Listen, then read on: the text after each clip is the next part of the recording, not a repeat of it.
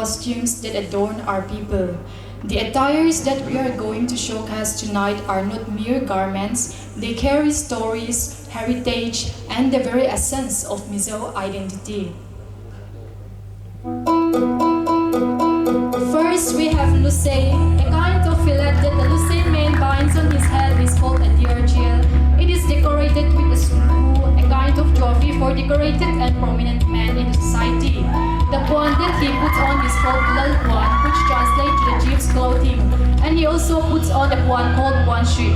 The Lusay woman puts on her head is called a toilutum, which represents her high status in society. The garment she wears is called a korte, and she puts on a puan laisen over her shoulder.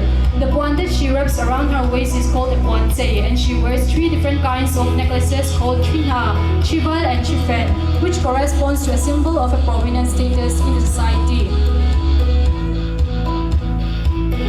Next, we have Thado. The Thado man puts a kind of fillet around his head called a bongbong, which is decorated with vapualzang. That is only meant for men of his status in society. He wears a pasal saipikup and puts a hanglang puan around his shoulder. Thado woman wears a lobjang on her head, which is a part of decoration for women.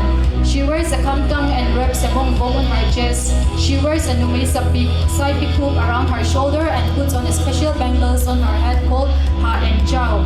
She also wears 3 types of necklaces called saipikup ki, kibong, and kieng, which represents her high status.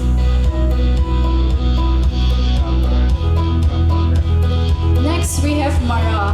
The Mara man wraps a kipa around his head and wears a necklace called shisa. He wraps his body with a garment called jilapao and puts on a duakalapa around his shoulders. The Mara woman wears a crochet and puts a nako around her waist. She puts a sinapo around her shoulders. She sticks a sopula on her hair and wears saka, taipai, and bali on her waist, and wears 3 kinds of necklaces called chisa, chisai, and takari patsi. She wears a bracelet which is called nakal. It denotes that she belongs from a well-to-do family.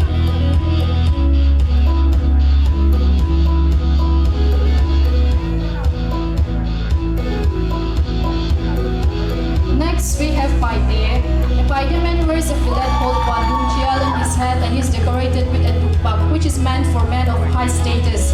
He wears a Pandum Samul Puan still around his shoulder and wraps a Pandum Puanten around his waist and wears a necklace called Kiba. A Paite woman wears a headgear called Luku, signifying her high status. She wears a garment called Puanak and wraps a Puandum Zep around her waist. She wraps Puandum Liangbat around her shoulder and wears a Kiba and Kipuandum around her neck.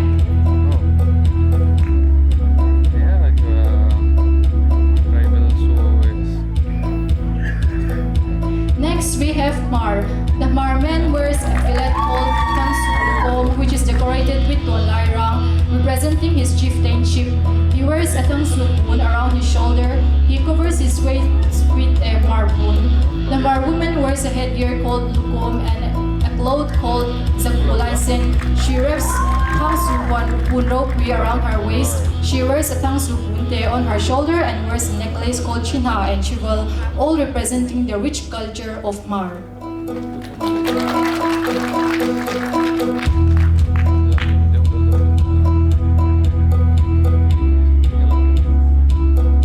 Last, we have Zahao.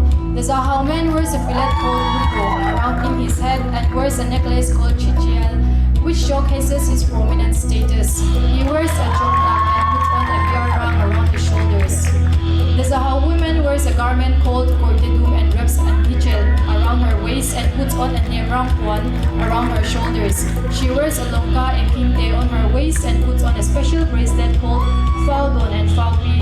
She also wears a necklace called Chisep and Chival, which represents his status.